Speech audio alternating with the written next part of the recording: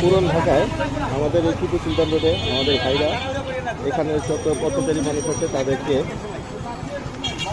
ওনাদেরকে সেমাই খাওয়াচ্ছেন পথচারীদেরকে। তো আমরাও সেমাই খেয়েছি, খুবই মজাদার সেমাই।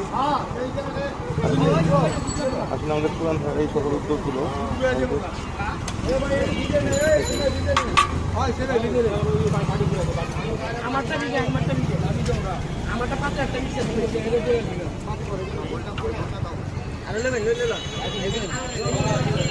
আসলে এই ধরনের উদ্যোগগুলো ঈদের দিনকে আরও মহিমান্বিত করে।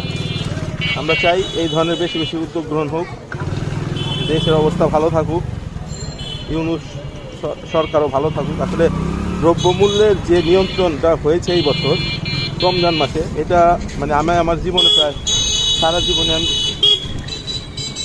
আমি দেখছি, প্রায় আমি ছোট থেকে বড় হইলে পরে যে প্রতি বছরই জিনিসপত্রের দাম বাড়ে এবং রোজার মাসেই এটা বাড়ে।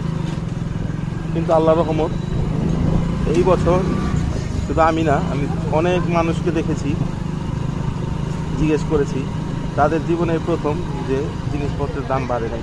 আমি গতকালকে 3 কেজি পেঁয়াজ কিনেছি 120 টাকা দিয়ে। আসলে এই ধরনের আনন্দগুলো খুব অভাবনীয়। রমজান মাসটাতে বা দ্রব্যমূল্যের দামগুলো যখন আসলে সহনীয় পর্যায়ে থাকে, তখন মূলত মানুষের জীবনযাত্রার মানগুলো আস্তে আস্তে ঠিক হয়ে যাবে, মানে আনন্দের হবে। এই যে এখন আমরা ঢুকে যাচ্ছি ধোলাইখাল, এটা আমাদের ধোলাইখাল ঈদ আনন্দ মেলা।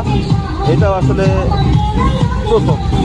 আগে আমাদের ধোলাইখাল ছোটোবেলায় যে মেলাটা হতো, ওই মেলাটা হতো সামনের দিকে আরও আগে স্ট্যান্ডার্ড। কিন্তু এই বছর নির্বাচনী হলো, আসলে আমরা পুরন ঢাকার মানুষগুলির কোনো আনন্দের জায়গা না থাকায় এগুলি আমাদের আনন্দের জায়গা। আগে যে একটু পর দেখবো আমরা বিভিন্ন জায়গায় দেখতে বাজিয়ে ছেলেরা আনন্দ করছে। আসলে পুরান ঢাকার সাথে নতুন ঢাকার এই পার্থক্য। আমরা পুরান ঢাকার যারা, আমাদের আনন্দের একটা ধরন আছে, হয়তো আমরা তাদের মতো অনেক বেশি পজ না, অনেক বেশি লাক্সারিয়াস না, অনেক বেশি টাকা পয়সা নষ্ট করার মধ্যেও নাই।